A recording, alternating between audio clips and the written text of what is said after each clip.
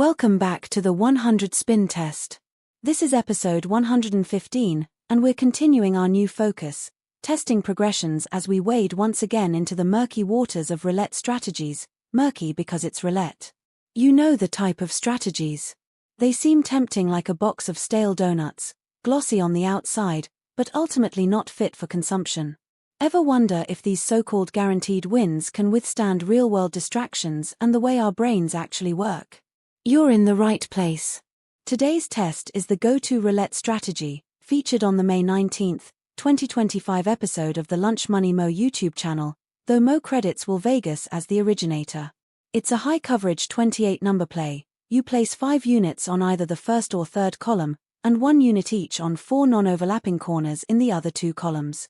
For this test, I'm using Mo's initial placement, 3 units on the third column, and 1 unit each on corners 7 to 11, 14 to 17, and 25 to 29. Mo varies his placements, but I can't be bothered. Every number has the same odds of hitting, so moving bets around just gives the illusion of control. The progression? Simple. Double your total bet on a loss, and reset to the base level after 2 consecutive wins. We're testing this on a European wheel. That's 37 numbers in total. With 28 covered, there are 9 ways to lose, or roughly a 76% chance of hitting on any given spin. And thanks to that lush green zero, the house still enjoys a tidy 2.7% edge. For scaling and your sanity, I've set the unit size to 1 simoleon. On a win, you'll net double your unit times the bet multiplier. On a loss, your bet of 7 times the bet multiplier is gone. The roulette wheel is just one of several visual tools on this dashboard, included to track this strategy as it plays out. These visuals are here for transparency, so you can judge the data for yourself and follow the strategy's performance, good or bad. For full details on this test and past results, see the links in the description below. Now let's speed things up and watch the progress. I'll be back at the end to summarize.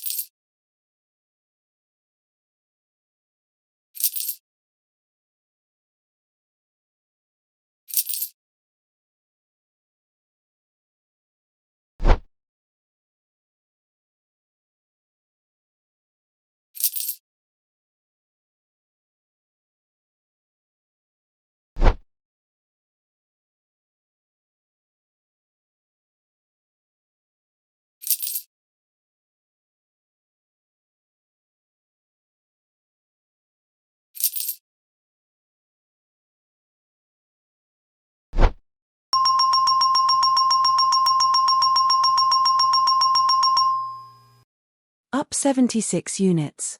Not bad. This one was surprisingly stable and reliable. It was a low-risk bet, but with a slow gain that could easily be wiped out by an ill-timed, yet totally plausible losing streak. The data was more favorable than expected, but only slightly. To succeed with this system, you need a high win rate, distance between losses, and a whole lot of patience. Only the patience is within your control. On average, it took 1.3 spins to get a win.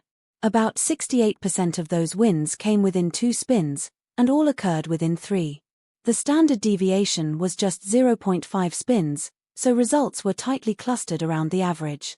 But even with that consistency, remember, these were truly random spins. The pattern isn't predictive. It's just what happened this time. Overall, the system was profitable for 97% of the spins. We hit one rough patch early on, but recovered quickly and never ran into serious trouble after that. As for the numbers themselves, we had 3 repeaters, 8, 20, and 30 each hit twice in a row during the test. I mention repeaters not because they mean anything, but because we're hardwired to notice them. They make us wonder if something's there even when there isn't. The hottest number was 31, hitting 6 times. Numbers 12, 19, 24, and 30 each hit 5 times. We also had plenty of cold numbers. Number 28 never showed up at all. Numbers 9, 11, 13, 15, 18, 22, and 32 hit only once each. There was one streak of 11 wins in a row, 1 of 9, 1 of 7, 3 of 6, 2 of 5, 2 of 3, and 6 streaks of 2 consecutive wins. This is where the low standard deviation shows its influence. We only had one streak of 2 losses in a row. That's incredibly tight. Let's look at our rankings. We find the go-to strategy at 28th out of 137 on raw winnings or losses, and 13th on % increased or decreased. Had we flat bet this, we'd be up 2 units. So again, this result didn't come from the system itself. It came from the data behaving well. Casinos are profit-driven businesses. They're not here to make you rich. They're here to take what you're willing to give. So never accept gambling advice at face value. Test every strategy. Use whatever tools you have. Run it more than once. Look for cherry-picked data and winning stories that hide losses. Read the critiques. Understand the flaws. Stay skeptical. If someone discourages questions or deletes criticism, that's a red flag. You're not a hater for asking how or why something supposedly works. You're doing what they won't, thinking critically. Yes, some strategies will work, for a while. If they don't hold up over time, they're not systems. They're just luck in disguise. Know your risks. Know your limits and treat every piece of gambling advice, especially the confident ones, with caution. Now let's speed things up and watch the progress. I'll be back at the end to summarize.